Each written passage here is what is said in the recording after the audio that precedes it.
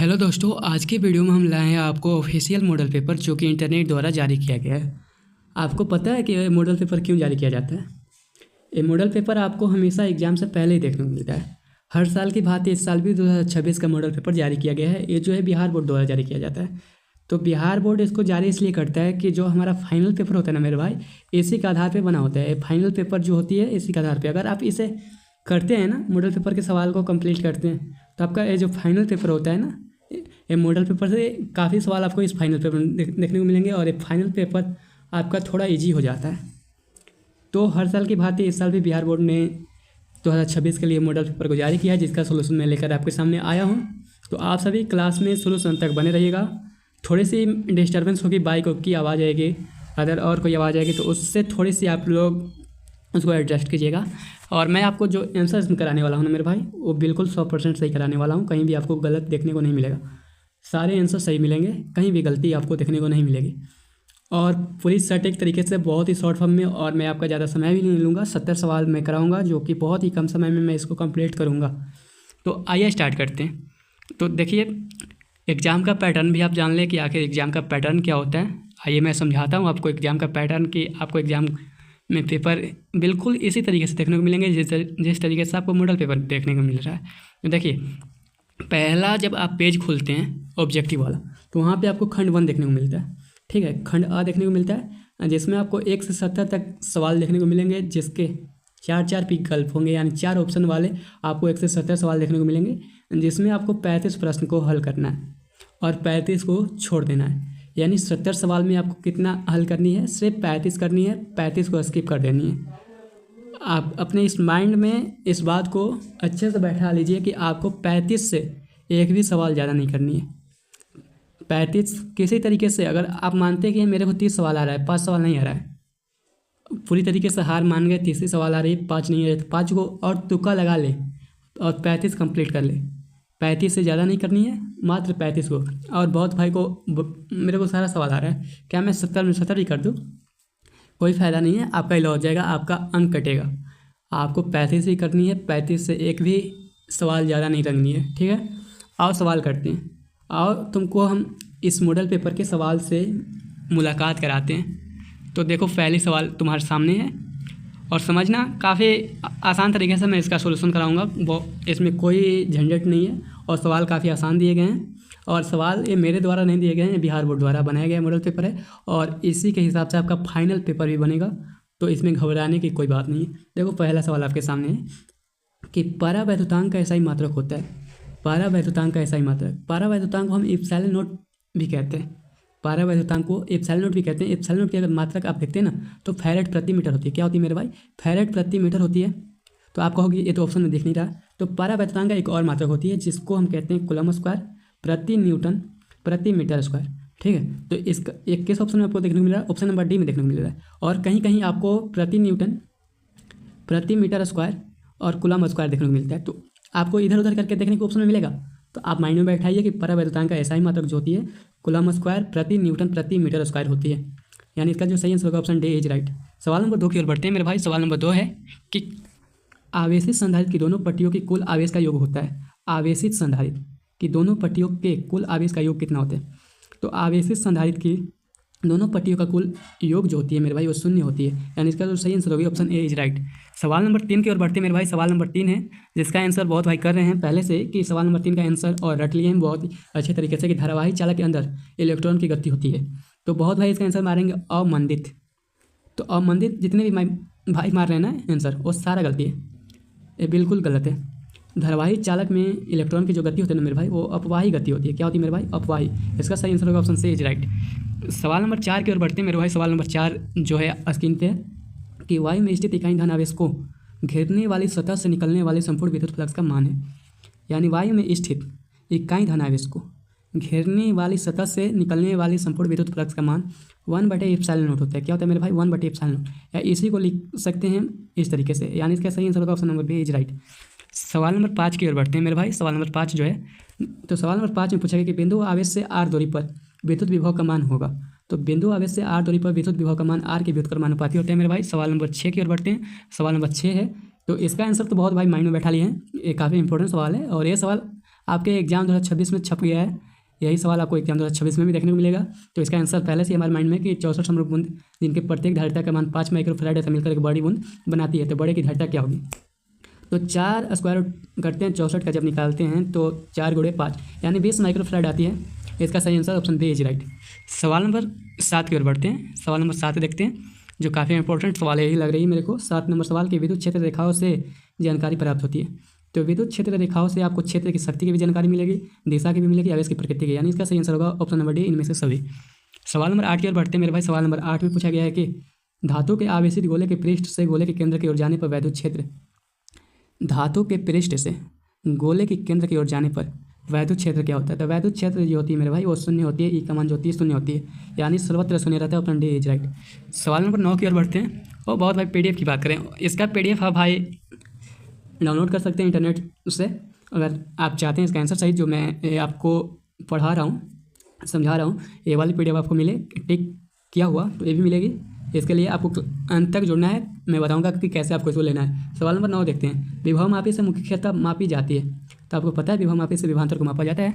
सवाल नंबर 10 की ओर बढ़ते हैं मेरे भाई कि अगर दो आवेशों के बीच की दूरी बढ़ाई जाती है तो उनकी वैद्युत स्थितिज ऊर्जा, अगर दो आवेश है उनकी दूरी को बढ़ाई जाती है तो उनके बीच का जो वैद्युत स्थितिज ऊर्जा होती है ना मेरे भाई वो घटती है, ऑप्शन ए इज राइट। सवाल नंबर 11 की ओर बढ़ते हैं मेरे भाई। 11 नंबर सवाल में पूछा गया कि एक टायर का प्रतिरोध आर है, इसे खींचकर व्यास आधा कर दिया जाता है, तो टायर का प्रतिरोध 16 आर हो जाता है मेरे भाई। सवाल नंबर 12 देखते हैं। सवाल नंबर 12 देखा, बहुत आसान सवाल हो गए और इनमें कन्फ्यूजन बनेला, बहुत कन्फ्यूजन बनेला। चालक पदार्थ से बने असीमित आवेशित पतली चादर की सतह के निकट स्थित किसी बिंदु पर विद्युतीय क्षेत्र का मान होता है। अगर यहाँ कन्फ्यूजन बनता है, अगर चालक पदार्थ देखने को मिलता है ना वहाँ पे आंसर आपका सिग्मा बटे एप्सिलॉन नॉट होता है। ओ बहुत भाई के हार्ट अटैक आ जाए, एक और तरह आ जाए आंसर सिग्मा बटे 2 एप्सिलॉन नॉट। अबे ये भी हो और ये हो, लेकिन थोड़ा अंतर बा। अगर चालक पदार्थ कही ना, जब चालक पदार्थ, तो चालक पदार्थ खातिर नहीं हो जाए, और जब अचालक पदार्थ की बात करें तो अचालक खातिर नहीं हो जाए, सिग्मा बटे 2 एप्सिलॉन नॉट। समझ में होता यहाँ पे तरह अचालक दले रही, जब अचालक दे तो सिग्मा बटे 2 एप्सिलॉन नॉट, और यहाँ चालक दले बात तो सिग्मा बटे एप्सिलॉन नॉट, यानी एक आंसर ऑप्शन बी हुई। सवाल आंसर का हुई option number B is right. सवाल नंबर सवाल नंबर 13। सवाल नंबर 13 देखिए, थोड़ा सोल्यूशन मांगिए, एक लंबा चौड़ा सोल्यूशन बा। देखो C1 2 माइक्रोफैराड और C2 4 माइक्रोफैराड के दो संधारित्र को श्रेणी क्रम में जोड़ा जाता है, यानी 1/2 और 1/4 श्रेणी क्रम में जोड़ा जा रहा है।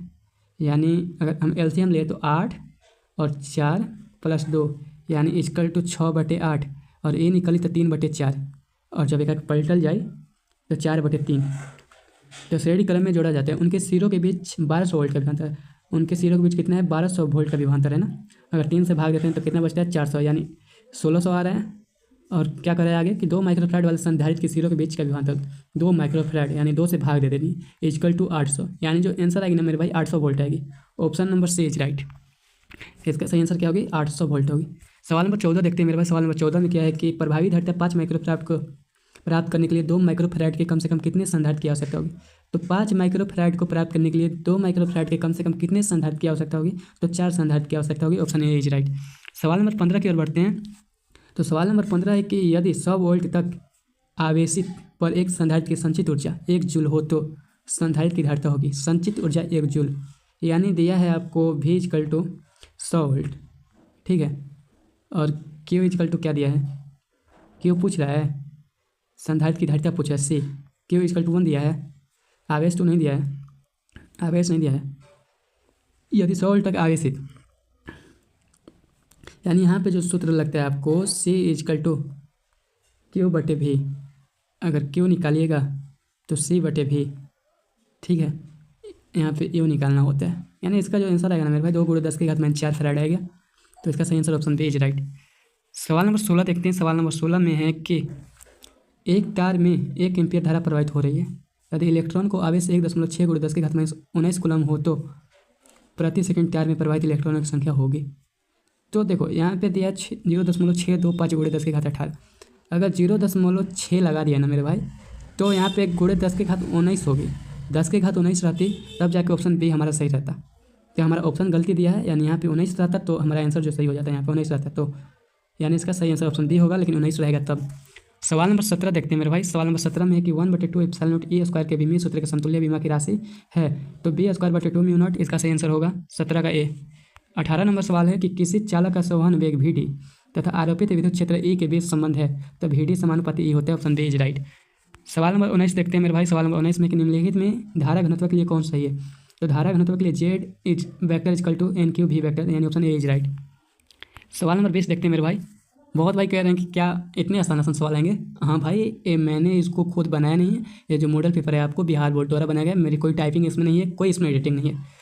बिल्कुल 100% यही सवाल आपको देखने को मिलेंगे। यही सवाल नहीं, इसी से अकॉर्डिंग, इसी से बने हुए, इसी के अनुसार, यानी इसी के आधार पर बने हुए सारे सवाल मिलेंगे। और ये जो हमारा मॉडल पेपर है 100% सही मॉडल पेपर है, इसमें कोई गड़बड़ी नहीं है। बिल्कुल आप इंटरनेट से डाउनलोड करिए, बिल्कुल यही आपको मिलेगा और उसी का मैं सोल्यूशन आपके सामने करा रहा हूँ। ठीक है, तो आइए मैं वीडियो में ज़्यादा बात नहीं करना चाहता क्योंकि वीडियो बोरिंग लगे, क्योंकि ये फेस वॉइस वाली वीडियो नहीं है, फेस सामने वाली वीडियो नहीं है। ठीक है, निम्नलिखित में से कौन किरचॉफ के प्रथम नियम से संचित है? तो प्रथम नियम की बात करें तो प्रथम नियम में आपको आवेश सुरक्षित रहता है और द्वितीय नियम में क्या रहती है? ऊर्जा। तो इसका सही आंसर होगा आवेश यानी चार्ज। ठीक है, और द्वितीय नियम को लेंज का नियम भी कहते हैं, इसको याद रखना। इसको मैं इरेज करता हूँ। हाँ, सवाल नंबर आइए देखते हैं। 21 6 माइक्रोफैराड धारिता के 3 संधारित्र उपलब्ध हैं, उनके संयोजन से प्राप्त न्यूनतम एवं अधिकतम धारिता होगी। तो न्यूनतम का मतलब क्या होती है? न्यूनतम का मतलब होती है श्रेणी क्रम। न्यूनतम का मतलब क्या होती है मेरे भाई? श्रेणी क्रम। और अधिकतम का मतलब क्या होती है? समानांतर क्रम। अधिकतम का मतलब क्या होती है? समानांतर क्रम। तो 6 माइक्रोफैराड के 3 संधारित्र हैं, तो न्यूनतम पहले ज्ञात करें। यानी न्यूनतम 3 संधारित्र है ना, 1/6 1/6 प्लस 1/6। अगर निकालेंगे तो 3/6 यानी 1/2। अगर न्यूनतम निकालेंगे तो 2 माइक्रोफैराड आएगी। ठीक है, न्यूनतम निकाले तो 2 माइक्रोफैराड और समानांतर क्रम में अगर जोड़ देते हैं तो 6 + 6 + 6 यानी 18 माइक्रोफैराड।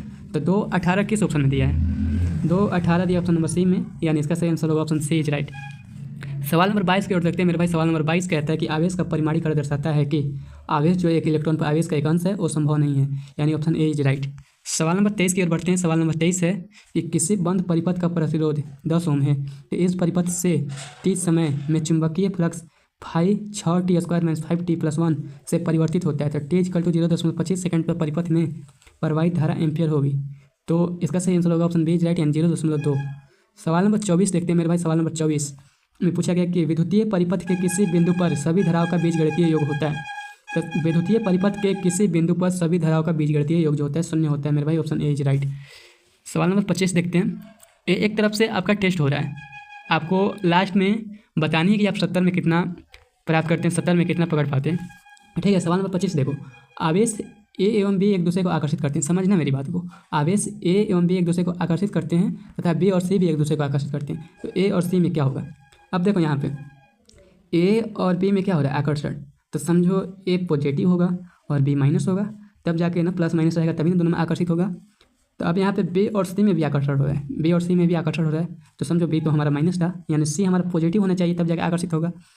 अब यहाँ पे फिर अब अगला जो स्टेप पूछा है ए और सी में होगा, तो आपको पता है कि ए यहाँ पे दिया है, ए पे पॉजिटिव चार्ज है और सी पे भी पॉजिटिव चार्ज है, यानी ए पे पॉजिटिव सी पे पॉजिटिव, यानी दोनों पॉजिटिव है तो क्या होगा? प्रतिकर्षण होगा।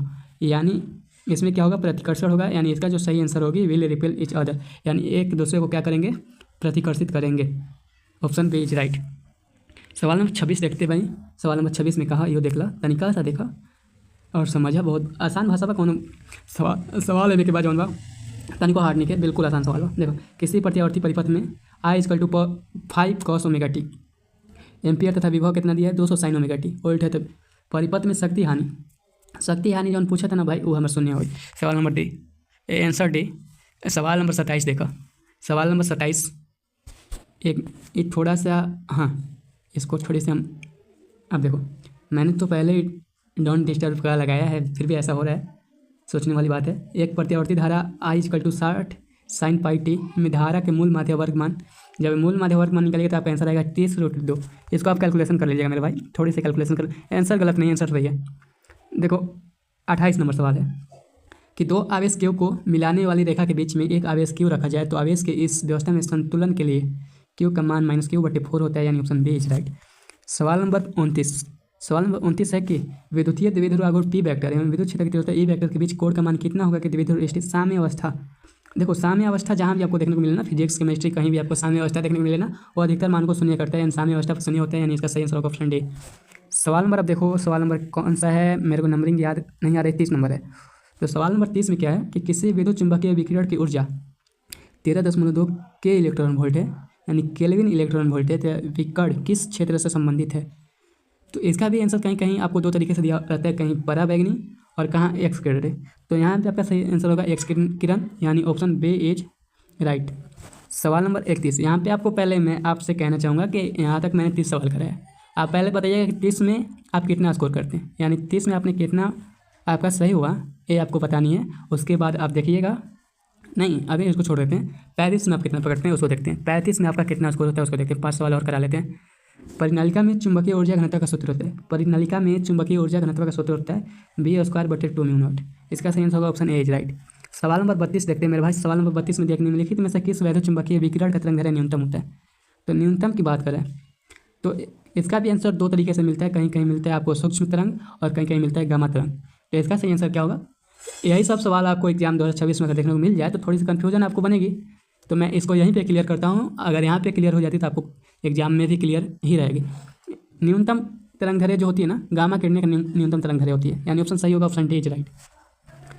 सवाल नंबर 33 है। सवाल नंबर 33 हमने सोचा कि 35 मैंने करा ही नहीं, 36 कहाँ से आया। सवाल नंबर 33 देखो कि आरसी परिपथ की प्रतिबाधा होती है। आरसी परिपथ की प्रतिबाधा, तो आरसी परिपथ की प्रतिबाधा होती है और √r² + 1/ω/c², यानी ऑप्शन बी इज राइट। सवाल नंबर 34 देखते हैं मेरे भाई। सवाल नंबर 34 में है कि निम्नलिखित में एक आदर्श एलसी सर्किट में दोलन की कोणीय आवृत्ति के लिए कौन सही है। दोलन के कोणीय आवृत्ति के लिए 1/LC 1/√LC, option B is right. सवाल नंबर 35 हमारे भाई, ये इंपॉर्टेंट सवाल बा, एक के VVI हम करते हैं और एक के तो माइंड में अपने बैठा लिया। ये फेक्स बा देखे के मिली, हाँ जहाँ तक उम्मीद बा देखे के मिली। श्रृंखला LCR सर्किट में विद्युत अनुनाद के लिए कौन सा सही है। श्रृंखला LCR सर्किट में विद्युत अनुनाद के लिए कौन सा सही है। तो XL जो होता है ना मेरे भाई, XC के बराबर होती है, यानी ऑप्शन सी इज राइट। सवाल नंबर 36 में आ गए। तो आप पहले बताइएगा कि 35 में आपका कितना स्कोर रहा। क्या 35 में आपने 30 प्लस किया? अगर 30 प्लस आपने कर लिया है तो आप बहुत ही बेहतरीन अच्छे स्टूडेंट हैं, बहुत ही बढ़िया स्टूडेंट है। अगर 30 प्लस आपने 35 में किया है, हाँ कहीं कहीं अगर आप 25 में भी किए ना तो भी आप अच्छे कैटेगरी में आएंगे, क्योंकि अब आपको 35 सवाल में अगर 25 किए हैं तो 10 ही सवाल पकड़नी है, अगर 30 किए हैं तो सिर्फ 5 ही सवाल पकड़नी है। इतना करते हैं तो आपका जो 35 नंबर का ऑब्जेक्टिव होता है, 35 में 35 आप करते हैं। और 36 नंबर देखते हैं। आगे का सवाल भी बहुत ही आसान है। जो लोग 25 किए हैं उनके लिए 26 भी सही हो गया, क्योंकि 26 देखो मैं आपको बता रहा हूँ कि चौक कुंडली का शक्ति गुणांक होता है। चौक कुंडली का शक्ति गुणांक कितना होता है? तो 0 होता है, ऑप्शन सी। आप 25 वाले 26 कर लो और 30 वाले 31 कर लो। अब आगे बढ़ो, ठीक है। ये थोड़ी सी ये थोड़ी सी सेटल होने में टाइम लेती है। इसको हम इधर करें तो इधर क्यों आ रहा है? हाँ ठीक है, कोई बात नहीं, हम देख लेंगे। सवाल नंबर 37 देखो। दो सेलों को जिनका विद्युत वाहक बल E1 एवं E2 तथा आंतरिक प्रतिरोध R1 एवं R2 है तो समानांतर क्रम में जोड़ा गया है, संयोजन की तुल्य विद्युत वाहक होगी। वाहक बल पूछ रहा है ना, तो E1 R2 + E2 R1 बटे R1 + R2, option B is right. सवाल नंबर 38 देखो।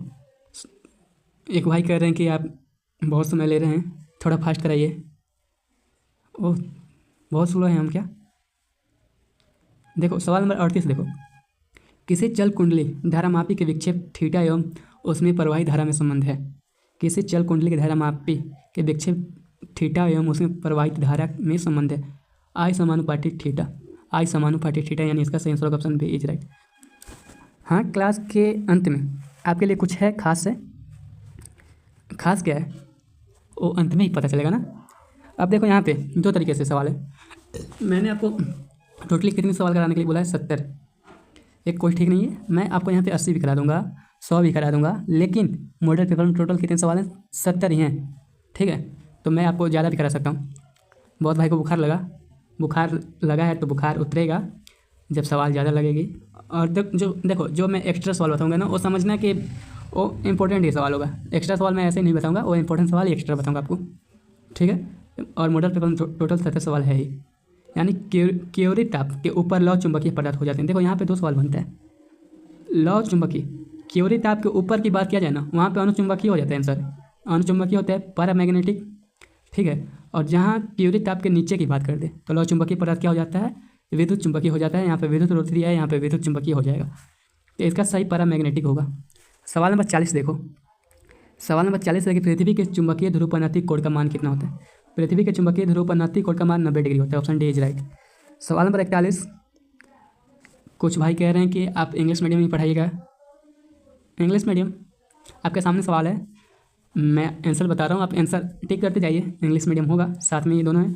यदि प्रत्यावर्ती धारा, if phi is the phase difference between alternating current and electromotive force then power factor is cos phi का आंसर होगा। यानी यदि प्रत्यावर्ती धारा और विद्युत वाहक बल के बीच फाई का अंतर हो तो शक्ति गुणांक का मान कितना होगा, कॉस फाई। यानी इसका सही आंसर क्या होगा, ऑप्शन डी इज राइट। देखो भाई, तुम लोग फालतू की बात कर रहे हो ना, इसलिए मेरा समय जा रहा है। देखो, मैंने कोई ज़्यादा समय नहीं लिया है, 26 मिनट में 42 सवाल, बहुत ही कम समय मैंने लिया है। प्रतिघात का मात्रक है, प्रतिघात का मात्रक है, प्रतिघात जो होती है ना, एक प्रतिरोधी होती है, इसका मात्रक ओम होता है। यूनिट ऑफ रिएक्टेंस इज, मेरी अंग्रेजी थोड़ी सी कमजोर है मेरे भाई। निम्नलिखित में से विद्युत चुंबकीय वर्ण क्रम में कौन नहीं है, तो which of the following is not in electromagnetic spectrum. निम्नलिखित में से विद्युत चुंबकीय वर्ण क्रम में कौन, अंग्रेजी बोलने में हिंदी भी घबरा जा रहे हैं, तो इसका क्या होगी, बीटा रेज। इसका सही आंसर क्या होगी, बीटा किरणें, ऑप्शन बी इज राइट। अब सवाल नंबर 44 देखते हैं। सवाल नंबर 44 क्या है, यदि काच वायु में क्रांति कोण थीटा हो तो, यदि काच वायु का क्रांति कोण थीटा हो तो वायु के सापेक्ष काज का पूर्णांक होगा। यानी if theta is critical angle, critical angle यानी क्रांतिक कोण फॉर ग्लास यानी कांच के लिए, तो the refractive index of air with respect to glass, यानी कांच के सापेक्ष, वायु के सापेक्ष कांच का पूर्णांक पूछा है, तो इसका आंसर क्या होगा, कोसेक थीटा होगा, ऑप्शन बी इज राइट। देखो, मैंने इस बीच में बोला है ना आपको कि कहीं कहीं मैं सवाल भी आपको स्किप नहीं करूँगा, तो स्किप नहीं करूँगा, आंसर दूंगा सोल्यूशन के साथ। एक लेंस अपूर्णांक 1.5 की वायु में फोकस दूरी 20 सेंटीमीटर है, तो 1.5 अपूर्णांक वाले माध्यम में उस लेंस की फोकस दूरी, एक लेंस है ठीक है, जिसका अपूर्णांक 1.5 है, तो फोकस दूरी 20 सेंटीमीटर है, तो अपूर्णांक वाले माध्यम में उस लेंस की फोकस दूरी जो होगी मेरे भाई अनंत होगी, ऑप्शन डी इज राइट। शायरी सुनिएगा, ओ क्रिश का गाना। 46 नंबर देखो, सवाल देखो कि अगर 4 डायोप्टर क्षमता का अभिसारी लेंस एक सरल सूक्ष्मदर्शी के समान इस्तेमाल किया जाए तो इसकी आवर्धन क्षमता क्या होगी। अगर 4 डायोप्टर क्षमता का अभिसारी लेंस से एक सरल सूक्ष्मदर्शी के समान इस्तेमाल किया जाता है तो इसका आंसर 2 होगी, ऑप्शन बी इज राइट। सवाल नंबर 47 देखो, क्या आपको कुछ सवाल हार्ड लग रहे हैं, कि आप लोग कमेंट करना, थोड़े से सवाल हार्ड लग रहे हैं या नॉर्मल सवाल है, ये कमेंट में बताना कि जो मॉडल पेपर बना है ना वो क्या हार्ड है या नॉर्मल है। अब मेरे तरफ से बिल्कुल नॉर्मल है, बिल्कुल नॉर्मल है, ठीक है। एंड सवाल नंबर 47, अगर तुमको एक्सप्लेन चाहिए ना भाई, फेस वाली वीडियो होती तो मैं तुमको बहुत ही अच्छे से एक्सप्लेन कर पाता। अब यहाँ पे मैं इतना स्पेस ही कम एक्सप्लेन कहाँ से कर पाऊँ। देखो, किसी वस्तु का मनुष्य की आँख के रेटिना पर बना प्रतिबिंब क्या होता है, तो किसी वस्तु का मनुष्य की आँख के रेटिना पर जो प्रतिबिंब बनता है वास्तविक और उल्टा, एक सूक्ष्मदर्शी द्वारा बना प्रतिबिंब पूछता है आपसे, तो काल्पनिक और सीधा होता है। ये दो को याद रखना, 2 में एगो आपके एग्जाम में देखने को मिलेगा। एक सूक्ष्मदर्शी पूछता है कि सूक्ष्मदर्शी द्वारा बना प्रतिबिंब होता है, तो काल्पनिक और सीधा होता है। ऑप्शन में आभासी भी मिलते हैं आपको देखने के लिए, और एक किसी वस्तु का मनुष्य की आँख की रेटिना पर बना प्रतिबिंब वास्तविक और उल्टा। इस 2 सवाल में आपको एक सवाल फिक्स है, आपको एग्जाम 2026 में देखने को मिलेगा। सवाल नंबर 48, लोग ट्रस्ट नहीं करते हैं, एग्जाम देने के बाद आना, फिर मेरा वीडियो पे आके कमेंट मारना कि ओए तुमने जो बताया है वो तो आया ही नहीं। मैं जो बताऊंगा वो लड़ेगा, ठीक से लड़ेगा। तरंगदैर्घ्य के बढ़ने के साथ अपवर्तनांक का मान, जब तरंगदैर्घ्य बढ़ेगा तो अपवर्तनांक का मान घटेगा, यानी ऑप्शन बी इज राइट। सवाल नंबर 49 देख लो 49 नंबर सवाल कि 2 कला संबंध स्रोतों के कारण प्रकाश के व्यतिकरण में फ्रिंज की चौड़ाई होती है। 2 कला संबंध के स्रोतों के कारण प्रकाश के व्यतिकरण की फ्रिंज की चौड़ाई होती है, तरंगदैर्घ्य का अनुक्रमानुपाती होती है, ऑप्शन ए इज राइट। अब देखो सवाल नंबर 50 देख लो, 50 देख लो, त्रिक्षण सीधी कोर से प्राप्त विवर्तन फ्रिज है। त्रिक्षण कह रहे हैं भाई, सवाल ही नहीं दिख रहा है। अब देखो, त्रिक्षण सीधी कोर से प्राप्त विवर्तन फ्रिज है, समान चौड़ाई की नहीं होती है, ऑप्शन पे इज राइट। सवाल नंबर 51 देखो, सवाल नंबर 51 है कि फ्रेनल दूरी जेड का मान होता है जहाँ ए प्रकाश किरण की चौड़ाई और लैम्ब्डा प्रकाश का तरंगदैर्घ्य है, तो इसका सही आंसर क्या होगा। एक भाई कह रहे हैं कि आप और सवाल कराइएगा 70 से और सवाल नहीं भाई, मैं जो करा रहा हूँ अभी करा रहा हूँ, इसमें ही जो एक्स्ट्रा बता दे रहा हूँ, उसके बाद मैं एक्स्ट्रा नहीं कराऊंगा क्योंकि इसमें 70 टाइपिंग है। देखो, फ्रेनल दूरी जेड का मान होता है जहाँ ए प्रकाश किरण की चौड़ाई और लैम्ब्डा प्रकाश का तरंगदैर्घ्य है, ए स्क्वायर बटे लैम्ब्डा, इसका सही आंसर होगा, ऑप्शन बी इज राइट। ये भाई कह रहे बिना कमेंट पढ़ रहे हैं, ओहो, थोड़ी सी मनोरंजन के लिए सही है ये भी। कांच की एक पट्टिका पर प्रकाश किरण 60 डिग्री के कोण पर आपतित होती है, यदि परावर्तित तथा अपवर्तित किरण परस्पर लंबवत हो तो लंबवत की बात करें तो स्क्वायर रूट 3 होगा, ऑप्शन बी इज राइट। देखो ऑप्शन में समय काफ़ी कम लगेगा, लगभग 8 मिनट के अंदर पूरा खेला खत्म, यानी 40 मिनट में 70 सवाल। 30 सवाल में आगे जा रहा हूँ। डब्ल्यू कार्य फलन वाली धातु पर भी आवृत्ति का प्रकाश आपतित होता है। उत्सर्जित फोटो इलेक्ट्रॉन की महत्तम गतिज ऊर्जा, इलेक्ट्रॉन की महत्तम गतिज ऊर्जा E = Hv-W। टेक भी मारो, जो आपका मॉडल पेपर है ना उसमें आंसर टेक मारो। आंसर ये जो मैं बता रहा हूँ ना बिल्कुल सही है। कहीं भी आपको आप गूगल करिए, जेमिनी करिए, कहीं भी किसी भी टीचर से पढ़िए, इसमें कोई भी नहीं काट सकता है। बिल्कुल 100% नहीं, ये 100% मैंने यहाँ पे काट दिया। देखो 100% मैंने काट दिया, 100% नहीं मेरे भाई, लगभग 1000% कहो, लगभग में मैंने कह रहा हूँ, लगभग में 1000, यानी इससे भी ज़्यादा ये सही है। कहीं भी आपको गलती नहीं देखने को मिलेगा। यानी निम्न में से कौन से फोटोनों के संवेग को व्यक्त करता है? तो hc/λ ऑप्शन डी। क्या लगता है सवाल कहीं गलत है? आंसर कहीं भी गलत नहीं है। आप कहीं भी गलत होगा तो आप कमेंट आके मारना, गाली देके जाना मेरे को। हाइड्रोजन के लिए बोर की अस्थायी कक्षा की त्रिज्या r है, तो बोर की द्वितीय कक्षा की त्रिज्या है। हाइड्रोजन के लिए बोर की अस्थायी कक्षा यानी the radius of bore stable orbit for hydrogen, the radius bore second orbit की पूछ रहा है, तो 4r इसका सही आंसर होगा, ऑप्शन डी इज राइट। कितना जो सवाल होता है ना मेरे भाई वो हिंदी से क्लियर नहीं होता है, इंग्लिश से क्लियर हो जाता है। यानी सवाल नंबर 56 देखो, किसी बिंदु तो स्रोत से परिमित दूरी पर तरंगाग्र होता है। ऑप्शन ए, इसको मानना जो करें हैं जैसा करें वैसा करो, वी करो। किसी बिंदु स्रोत से परिमित दूरी पर तरंग का गोलाकार होता है, स्फेरिकल होता है। वही निम्न में से कौन शैथिलीय प्रदर्शित करता है? इसको भी इंपॉर्टेंट करो। जो लोग भाग गए छोड़ के भाग गए। अब अंतिम का जो सवाल है काफ़ी इंपॉर्टेंट सवाल है, मजाक नहीं करें, अपने आप से नहीं बता रहे मेरे भाई। लौ चुंबकीय पदार्थ इसका सही आंसर होगा। निम्न में से कौन शैथिलीय प्रदर्शित करता है? तो लौ चुंबकीय पदार्थ। निम्नलिखित में से कौन सी राशि प्रकाश के अपवर्तन में नहीं बदलती है? निम्नलिखित में से कौन सी राशि प्रकाश के अपवर्तन में नहीं बदलती है? तो आवृत्ति, चाल, तरंग लंबाई, माध्यम। तो इसका आंसर थोड़ा सा डाउट है, आप इसको थोड़ा चेक करना।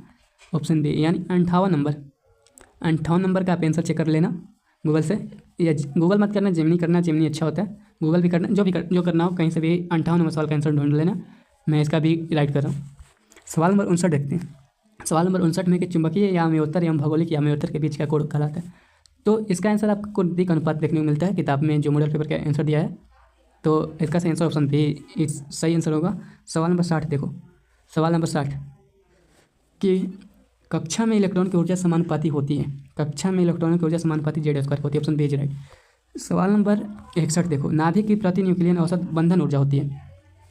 नाभिक की प्रति न्यूक्लियन औसत बंधन ऊर्जा होती है 8 MeV। ठीक है। सवाल नंबर 10वीं संख्या, अब 10वीं संख्या निकाल के सिखा देते हैं। यहाँ से 1 नंबर फिक्स बा, यहाँ से 1 नंबर फिक्स बा। हमारे भाई जे क्लास छोटी गुल बा ओकरा खातिर नहीं लॉस जाता। ये 1 नंबर फिक्स बा, ये पूरा 2000% ये हमारे गारंटी बा। अगर एफ सवाल ना आइल ना हम चैनल डिलीट करते हैं, ये पूरा चैनल डिलीट करके रख दें। एक 2000% चांस देते हैं। ये फिक्स बा 1 नंबर के सवाल आई। का पूछा था? द्विधारी संख्या, 8 के द्विधारी संख्या। तो जेकर पूछा था कर तू भाई भाग दा, थोड़ा सा हम छोट करते हैं कहेंगे कि हो ना पाई। 8 के भाग दिया, जौन भी संख्या को पूछे अगर 2 से भाग दिया करा, यानी 2 चौके 8, यानी जितना बार भाग देबा यहाँ लिखबा, और जौन बच्ची यानी 0, यानी पूरा कट जाए तो 0। नहीं के समझ में आवत? अब देखा तो भाग अलग तरीका से देबा, हमारा भाग अलग बा। 2 दूनी के 4 यानी 0। अब देखा फिर 2 से 1 दान में करबा तो आई इहो 0, यानी एक जो आंसर आई 1/000, यानी ऑप्शन डी इज राइट। अब कहबा कि 2000% सही कह के आंसर एक समझेला ना, तू बढ़िया समझ के देखा हम समझाएं का है ना भाई। तू जोड़ल बाड़ अंतिम तक तो तोरा खातिर कुछ तो फ़ायदा होई, कुछ तो फ़ायदा ले काम होई। देखा समझबा बहुत बढ़िया से। दार्शनिक संख्या के द्विधारी संख्या में बदलना है, बस तुम मेरी बातों को ध्यान से सुनना, तुमको ऑटोमेटिक क्लियर हो जाएगी कि आपको करना क्या है। दार्शनिक संख्या को जब भी द्विधारी संख्या में बदलनी होती है तो दी गई दार्शनिक संख्या को 2 से लगातार तब तक भाग देनी है जब तक कि शेषफल जो होती है ना वो 0 या 1 ना हो जाए। और भाग तुम अपने तरीके से मत देना, अपना तरीका मत लगाना। जिस तरीके से तुम भाग देते हो भाग देना इस तरीके से। देखो ऐसा मैंने यहाँ पे 8 ले लिया है, 8 को मैंने भाग करना है। इस तरीके से आपको जो भी संख्या करना हो इस तरीके से करना है और इस तरीके से फाइल लेना है। और देखो जब 2 से भाग देनी है, किसी और संख्या से नहीं, सिर्फ 2 से ही भाग देनी है। तो 2 से जब भाग दीजिएगा तो 4 दूना का 8, अगर 4 दूना का 8 कीजिएगा तो कोई अगर संख्या नहीं बचेगी ना तो यहाँ पे 0 आएगी। अगर कोई संख्या बचेगी ना 1 आ जाएगी। ठीक है, वहाँ पे मैंने 0 लिखा। और 2 को जब भाग दीजिएगा तो 2 दूनी के 4, यहाँ पे कोई संख्या नहीं बचेगी, यानी यहाँ भी 0। और 2 को फिर भाग दीजिएगा तो यहाँ भी कोई संख्या नहीं बचेगी, यानी यहाँ भी 0। यानी जो निकल के आएगा आपका द्विधारी संख्या 1002, यानी नीचे से ऊपर के क्रम में इसको हम लिख देंगे एक बार। यानी इसका सही आंसर होगा ऑप्शन बी इज राइट। तो आप इसको ध्यान रखिएगा, यहाँ से सवाल आपका फिक्स है, बिल्कुल फिक्स है, कोई रोकेगा नहीं। सवाल नंबर 63 देखना, द्विधारी योग में 1 + 1 होता है। देखा, द्विधारी संख्या के जब योग करवा तो यहाँ पे आपको आंसर देखने को मिलेगी 1 0। 1 + 1 = 2 ना होला में, यानी द्विधारी संख्या में 2 ही संख्या लिखा ला, 0 या तो 1। ये 0 1 की सहायता से द्विधारी संख्या को लिखल जाला, यानी जब 1 1 जोड़ब तो एकरा में 1 0 आई, 2 ना आई। एक सही आंसर हो जाए ऑप्शन सी। सवाल नंबर 64 देखला, समय काफ़ी लाग गई, हमरो बुझाता कि समय ज़्यादा लाग गई। सवाल नंबर 64 देखला कि निम्नलिखित में से कौन और गेट के बुलियन व्यंजक है। आ जाओ, यहाँ भी 1 नंबर आपका फिक्स है, 1 नंबर फिक्स है। समय लागल बा तो नंबर मिली, ऐसे कहीं नहीं कहा जाएगा, नंबर लेके जा। यानी निम्नलिखित में कौन और गेट का बुलियन व्यंजक है ना, बुलियन व्यंजक की बात कर रहे हैं। देखो बुलियन व्यंजक क्या होती है, और गेट के लिए पूछ रहा है, तो और गेट के लिए ऑप्शन नंबर ए है, याद रखना, y = a + b। और ये जो ऑप्शन नंबर बी दिख रहा है ये आपको एंड गेट के लिए है। किसके लिए है? And gate. देखो, और गेट के लिए बुलियन व्यंजक और एंड गेट के लिए ऑप्शन बी। ऑप्शन सी जो है ना मेरे भाई, ऑप्शन सी वो आपको नैंड गेट, नैंड के लिए नहीं है, नॉर गेट के लिए है। किसके लिए? Nor gate. और ऑप्शन नंबर डी जो है मेरे भाई और नैंड गेट के लिए। 4 गेट होती है, चारों की मैंने बुलियन व्यंजक बता दी, चारों में से कोई ना कोई एक आपको एग्जाम 2026 में देखने को मिलेगा, फिक्स मिलेगा। सवाल नंबर देखो अगला देखते हैं 65 नंबर। सच में हमको लग रहा है ऐसा कि सवाल नंबर 65 जो है ना, तेज़ी से चलने वाले बीटा किरण इलेक्ट्रॉन ही होती है, ऑप्शन सी। सवाल नंबर 66 देख ला मेरे भाई, सवाल नंबर 66, निम्न में से कौन घटनाएं प्रकाशीय तंतु में प्रयुक्त होता है? पूर्ण आंतरिक परिवर्तन, ऑप्शन ए इज राइट। सवाल नंबर 67 देख लिया जाए, किसी अर्धचालक की तापमान गुणांक का मान ऋणात्मक होता है, ऑप्शन बी।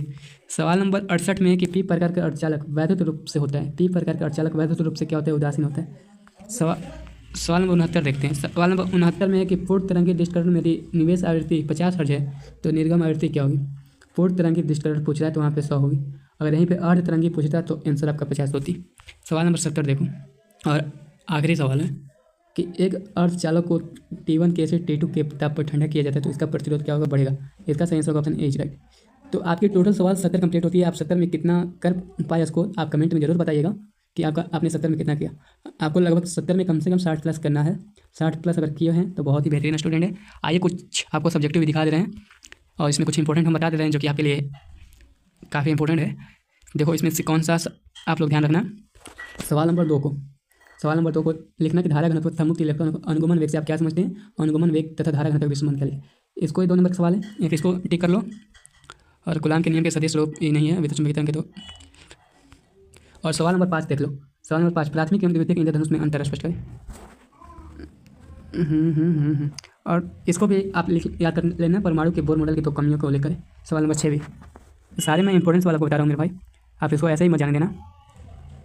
सवाल नंबर 10 लगा ले, 10 11 लगा लेना। भौतिक धारा क्या है और इनके द्वारा प्रयोग लिखे, या लेजर किरणों को 2 प्रमुख विशेषता लिखे। और सवाल नंबर 12 को भी लिख लेना।